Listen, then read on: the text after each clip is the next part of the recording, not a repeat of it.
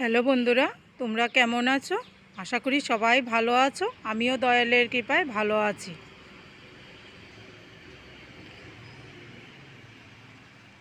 আমার দূরের বন্ধু, কাছের বন্ধু সবাইকে জানাই অনেক অনেক ভালোবাসা। বড়োদেরকে জানাই প্রণাম, ছোটোদেরকে জানাই স্নেহ ও ভালোবাসা। বন্ধুরা, আজকে আমি কাঁচা কলা, আলু আর ছানা দিয়ে একটা রেসিপি করব। তার জন্য সব তৈরি করে নিয়েছি। কাঁচা কলা বয়েল করে নিয়েছি, আলুও বয়েল করে নিয়েছি, ছানাও তৈরি করে নিয়েছি। আমি কিভাবে তৈরি করি তোমরা দেখো। আর এখানে টমেটো, আদা আর কাঁচা লঙ্কা নিয়েছি, পেস্ট করে নেব।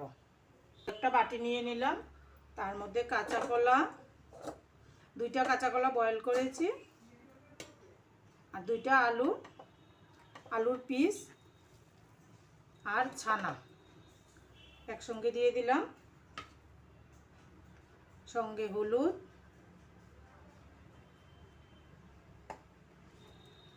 সামান্য লাল লঙ্কার গুঁড়া,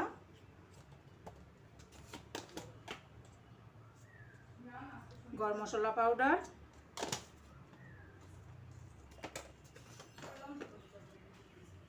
আর ভাজা মশলার পাউডার একসঙ্গে দিয়ে দিলাম। আর সঙ্গে 2 চামচ রাইস পাউডার দিয়ে দিলাম, প্রয়োজন হলে আরেকটু দেব। আর সামান্য হিং আর চিনি দিয়ে দিলাম। এবার আমি ভালোভাবে মেখে নেব। দেখো বন্ধুরা, আমার ভালোভাবে মাখা হয়ে গেছে। এখন আমি ছোট ছোট শেপ দিয়ে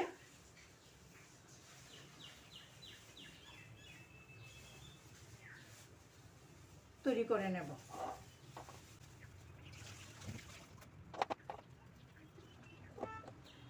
এইভাবে আমি তৈরি করে নেব। যেরকম পছন্দ এরকম শেপ দিয়েই করতে পারো।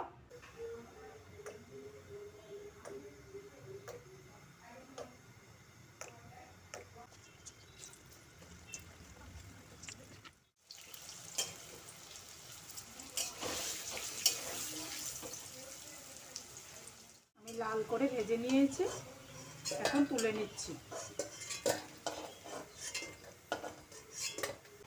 এখন এই তেলের মধ্যে আমি আলু ভেজে নেব।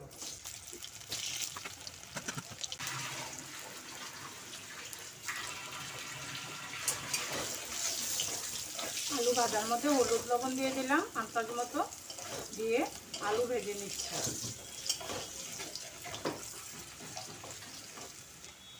আলু ভাজা হয়ে গেছে, তুলে নিচ্ছি। এখন এই তেলের মধ্যে আমি শুকনো লঙ্কা, লং, এলাচ, দারচিনি, তেজপাতা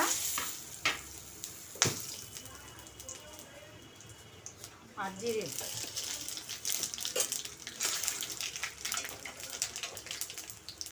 এখন টমেটো, আদা, কাঁচা লঙ্কা পেস্ট দিয়ে দিলাম।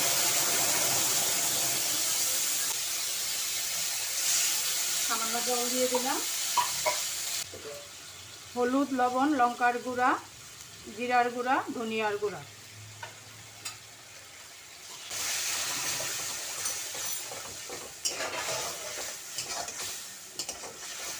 মশলাটা ভালোভাবে কষা কষা হয়ে গেছে, তেল ছেড়ে দিয়েছে। এখন আমি জল দিয়ে দেব।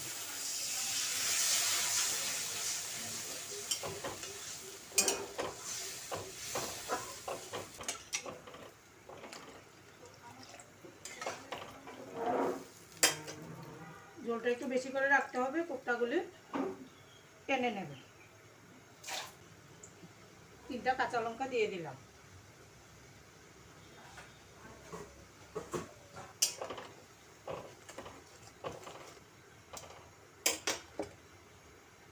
এখন আলুগুলি দিয়ে দিচ্ছি।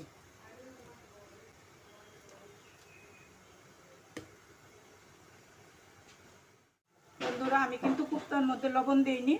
এখন ঝুলে দিলে লবণটা ঢুকবে, তার জন্য ঝুলে একটু লবণ বেশি দিয়েছি। তার মধ্যে লবণ দিয়ে করলে কোপ্তাগুলি ঝুলের লবণ টেনে একটু লবণ বেশি হয়ে যায়, তাই কোপ্তাগুলি ভাজার সময় আমি লবণ দিইনি।